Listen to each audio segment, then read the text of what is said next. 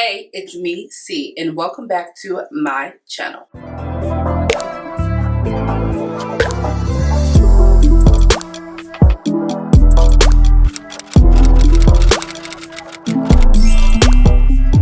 There's so many thoughts running through my mind right now, but we're just going to go ahead and get into this recap. So the episode starts off with, of course, the little love triangle between Cheyenne, Kiyomi, and Shooter.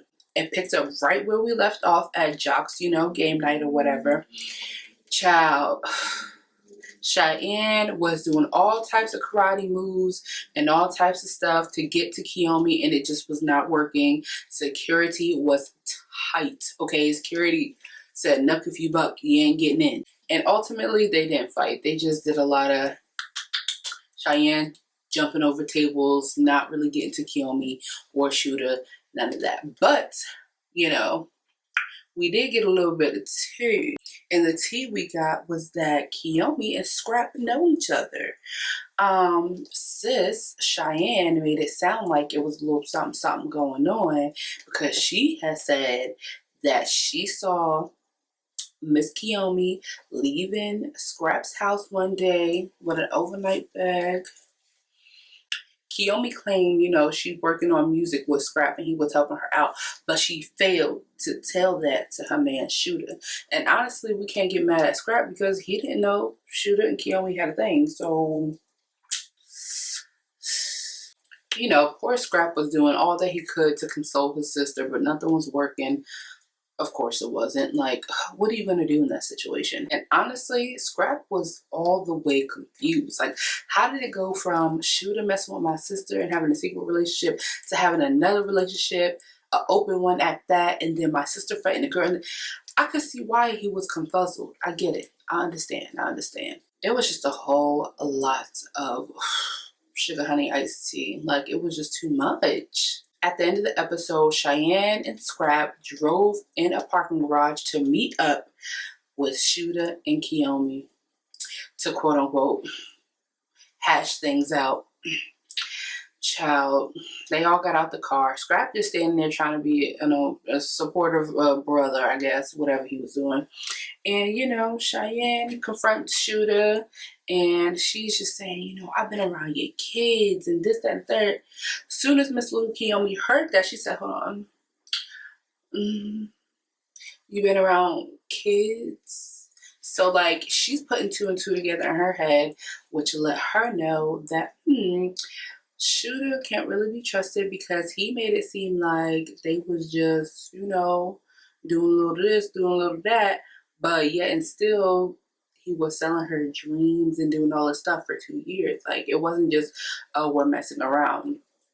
Baby, that was not it. That was not it at all. So, Kiyomi, she started to get a little tight, but, she didn't want to let everybody see her sweat. So she said, all right, this is it. You're wasting my time. Sis went and got in the car. Shooter and freaking Cheyenne went in, had a conversation.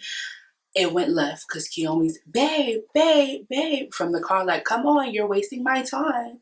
He's like, I'm coming, baby, looking all stupid. And,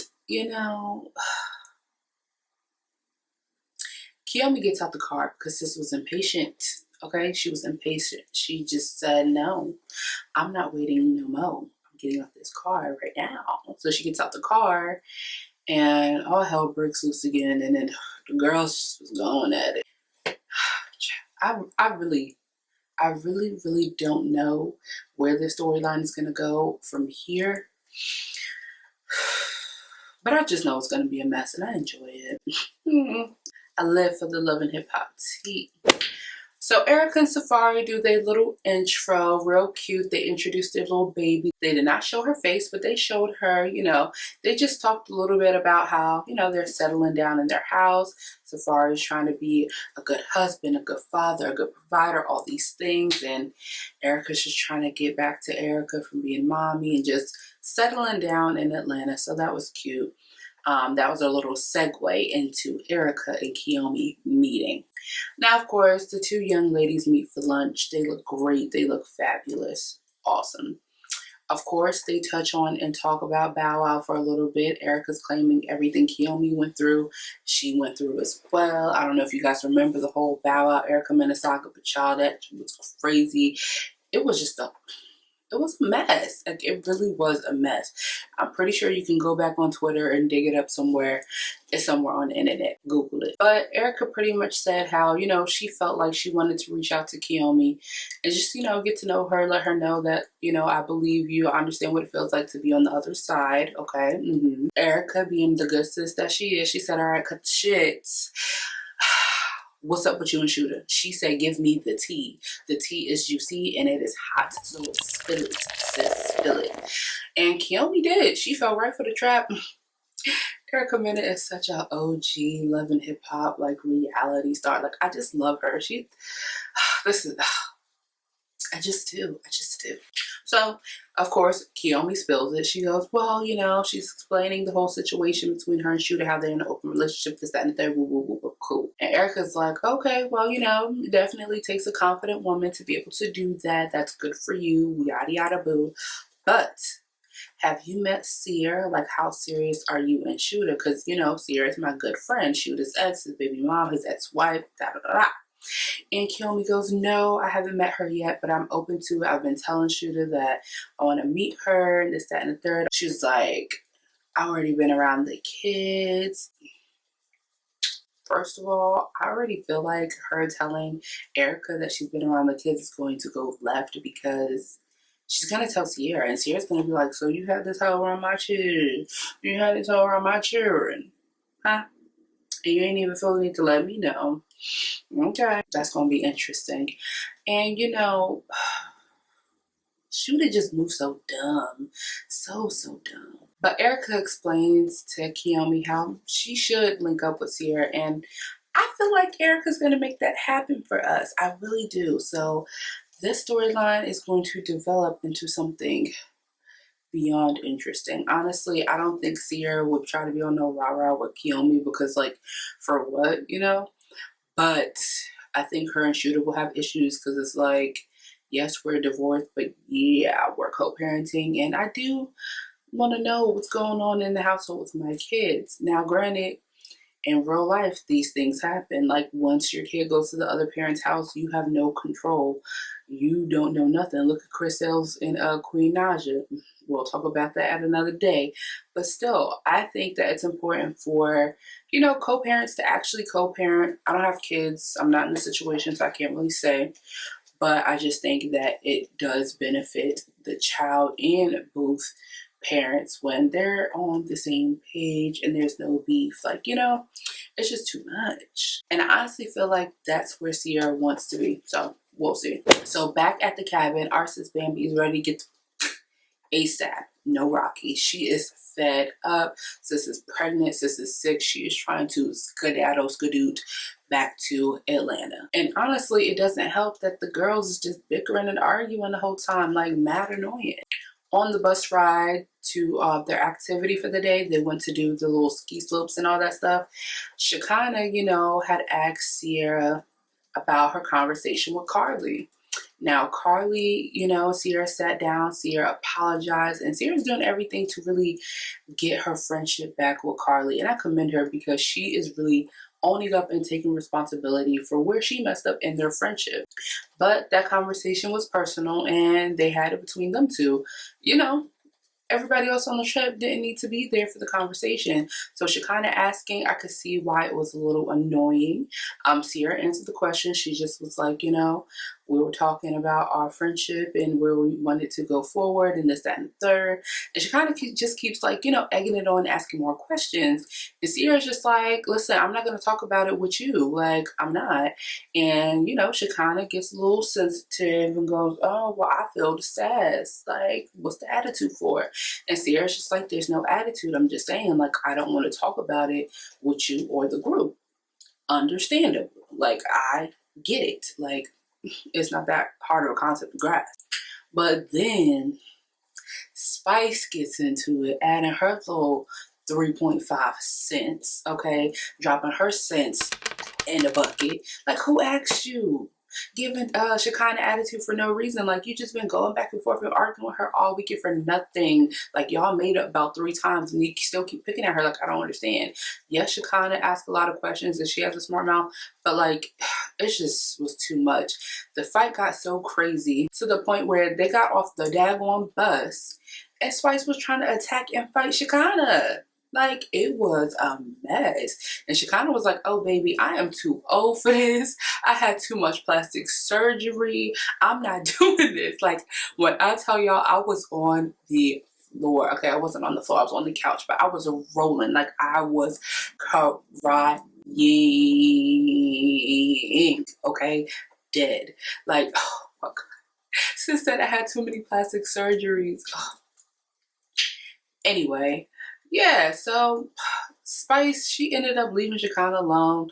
They go about the day and they end up making up on the little slopes. You know, like the little carrier thing. You know, what is it called? The little thing you do in the mountains and you just, and the Ferris wheel thing, whatever that thing is called. They put them on there, they made up, and everything was all fine and dandy. I still personally feel like the reason why Spice was upset was very dumb. Like, I get it, but I don't. Like, whatever. So, yeah, I don't know. Hopefully they don't argue anymore for the rest of the season, but I don't foresee that being the deal. I don't know. So we'll see where that goes. But back at the house, they go ahead and they get in the jacuzzi. They're having a good old time, relaxing, talking about the weekend. It's their last night there. Sierra's in the kitchen and she gets a phone call from her girl, Tiffany Fox. And Tiffany goes ahead and reports that BK was in the club with some light-skinned girl rubbing on his beard. So, of course, Sierra does what any woman would do. She FaceTimes BK and said, who you with, where you at, what you doing, and da da da da. Like, obviously, that's what anybody would do, duh. Although, I'll give my thoughts about that at a later date. But, you know, sometimes you should just play the waiting game and see. Sometimes you don't always have to expose the man, you know what I mean? But like I said, that's a topic for another day. So yeah, and he's just like, I don't know what you're talking about. Da, da, da, da. Like, you know how men do. And she was like, so you not with no girls and no light-skinned girl touching your face, da, da, da. And he like, oh, well, there's some girls at the section near us and they not with us. It wasn't just one girl, it's more girls. So he just starts to babble and all this stuff, sounding dumb. And Sierra's just like, it doesn't matter. Like, I don't care if you went there with her, met her there, all this stuff. Why is a woman that close in your face? Like, that's what I be talking about. And I agree with sis. Like, why do men have to be, not men, why do some men have to be so friendly? Like, I don't play that friendly stuff. It's a difference between being a nice guy and being overly friendly. There's a difference between, you know, open a door for a woman that you don't know or just whatever the case may be, and having a woman all up in your face, rubbing on your ear, doing this, doing that. Like, those are 2 different things. So what are we talking about here? What are we talking about? 2 different things. Like, don't play with me. And I'm about to get mad for her. Like, I don't know. All I know is next episode when Sierra confronts BK, I just pray she don't beat his ass. Cause this already got enough stuff on her plate, okay? And we don't got time for nothing else. So that concludes our recap for this week. You know, the tea was a little lukewarm. It wasn't crazy tea, but there were so many like laughable moments, like little clips that just made me crack up. Like, y'all, I was LOLing. But yeah, next week I feel like might be a little bit of a heavier episode, and that's okay. So yeah, if you watched already, comment down below and let me know what you thought about whatever storyline is your fave. Make sure you like, comment, and subscribe. Turn that post notification bell on so you don't miss any videos that I post. I see that you guys really love that last DIY video that I posted. So this week I will be posting another little DIY video, and the little treat is going to be 2 parts. So 2 videos. That means 3 videos. 3 videos in 1 week. 3 and 1. 3 and 1. 3 and 1. Anyway, yes. So stay tuned for Thursday's video.